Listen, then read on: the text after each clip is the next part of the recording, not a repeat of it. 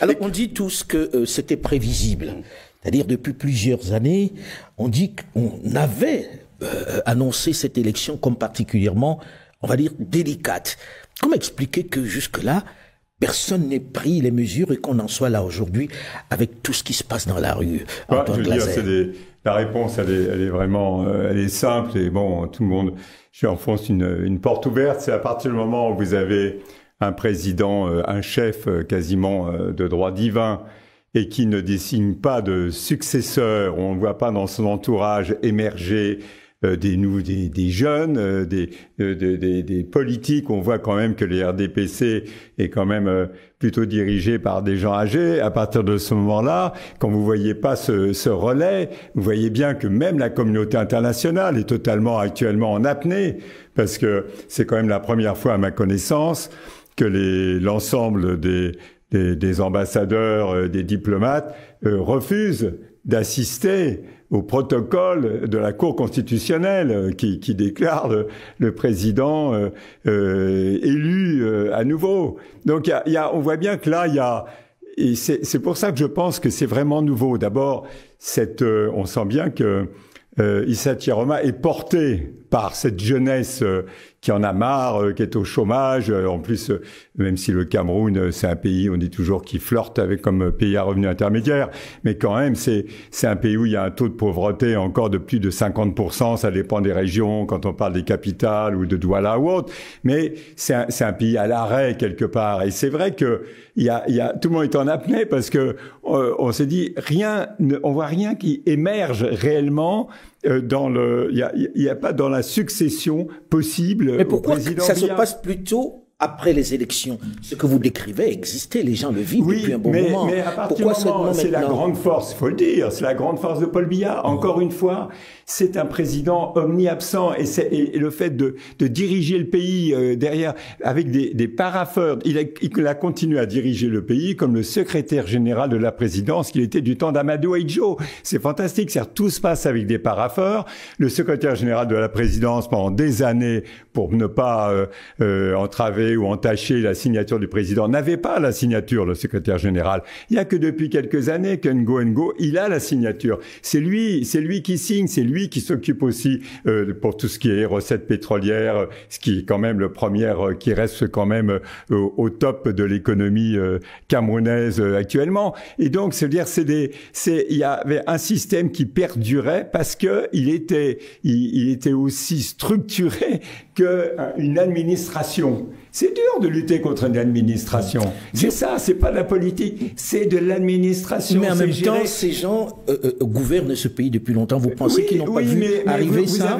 Mais quand vous avez devant vous l'État profond, vous avez une administration, regardez, on parle d'autres pays où vous avez des présidents, on dit qu'à lutter contre l'État profond. Quand les types, la vraie réalité, c'est de savoir qu'est-ce qui se passe, par exemple, dans les forces armées. Je sais plus dans quel journal j'ai pu lire que les élections, finalement, les voix dans les casernes, pour cette année sont pas toutes portées sur le président Paul Biya, président sortant. Donc il y a des choses qui bougent. Ceci dit, on voit bien qu'on est sur le fil du rasoir. Ça veut dire qu'est-ce qui va se passer, et il y a personne ne peut tirer du chapeau, personne ne peut prédire l'avenir. Enfin, en tout cas pas moi. Encore une fois, le petit blanc des bords de Seine qui ne peut pas nous prédire non plus ce qui sur se passe place ne pouvons pas Cameroun, prévoir l'avenir. parce que c'est un État. Pour moi, c'est pas simplement le président Paul Biya, c'est un État profond qui, à un certain moment donné, l'armée, les hauts fonctionnaires, ils vont voir leur intérêt, ils vont voir leurs intérêts. Est-ce qu'à un moment donné, ça va basculer vers Chiroma? Ils vont dire finalement, ça peut être une carte et tout.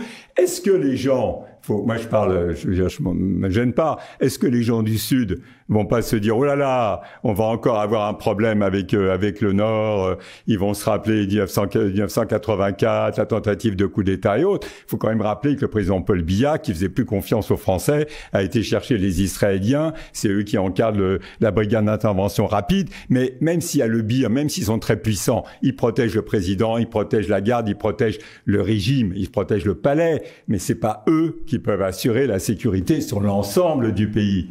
Mais encore une fois, pour moi, c'est très difficile parce que c'est un État c'est pour moi, j'aimerais, si j'enquêtais, j'allais là-bas, j'enquêterais vraiment sur les hauts fonctionnaires, l'appareil d'État. Pas le RDPC, parce on voit que le RDPC est dépassé, mais l'appareil d'État, les hauts fonctionnaires, ceux sur qui s'appuie Paul Biya. Un de mes amis qui était au Cameroun il n'y a pas longtemps m'a dit une chose stupéfiante. Il me dit, ça me rappelle quelque part la Stasi. Vous l'avez dit tout à l'heure, quand ils rentrent dans une maison, ils la mettent à un niveau de destruction inimaginable.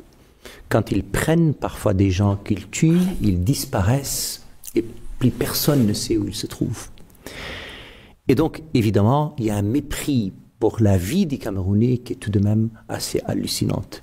On voit ça ailleurs, mais je ne pouvais pas imaginer qu'on pouvait voir ça à ce niveau-là. Évidemment, tout ça a des noms, tout ça a des responsables. Et donc, notre devoir à tous, au-delà du Cameroun, mais du Cameroun parce que c'est de ça dont il s'agit maintenant, c'est que des enquêtes soient faites, c'est que des noms soient absolument donnés. Les noms, il s'agit de 2 noms. Il s'agit de ceux qui donnent des ordres, mais il s'agit aussi de ceux qui exécutent les ordres.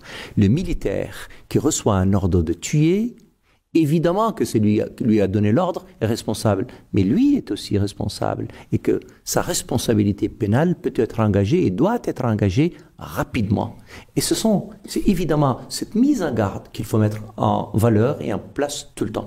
Et puis après vient un deuxième ordre donc de responsabilité. Ce sont ceux qui ont des responsabilités politiques, là encore. Et il faudrait que nous travaillions, et nous avons déjà commencé à le faire, à identifier les responsables. J'ai parlé des responsables donc militaires, de ceux qui leur donnent des ordres, mais aussi des responsables politiques. Rapidement trouver le moyen du gel de leurs avoirs. Rapidement trouver le moyen pour que leur responsabilité directe soit identifiée, poursuivie, là où ils le seront. Parce qu'encore une fois, nous atteignons aujourd'hui un niveau d'ignominie dans la destruction et dans l'assassinat des Camerounais qui est juste inimaginable.